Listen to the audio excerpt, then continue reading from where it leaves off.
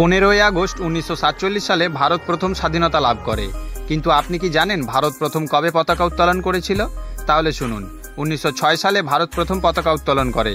লাল, হলুদ এবং সবুজ রঙের তিনটি অনুভূমিক ডোরা বিশিষ্ট ভারতীয় জাতীয় পতাকা 1906 সালের 7ই আগস্ট কলকাতার পার্সিবাগান স্কোয়ারে উত্তোলন করা হয়।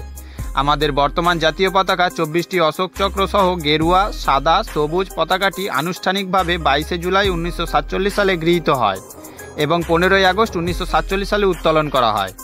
নেক্সট, 15ই আগস্ট ভারত ছাড়াও আরও 5টি দেশ স্বাধীনতা দিবস উদযাপন করে। এর মধ্যে রয়েছে উত্তর কোরিয়া, দক্ষিণ কোরিয়া, কঙ্গো প্রজাতন্ত্র, বাহরাইন এবং লিচেনস্টাইন।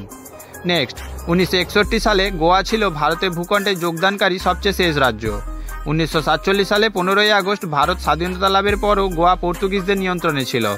ভারতের সেনাবাহিনী 1961 সালে এটিকে ভারতের সাথে সংযুক্ত করে।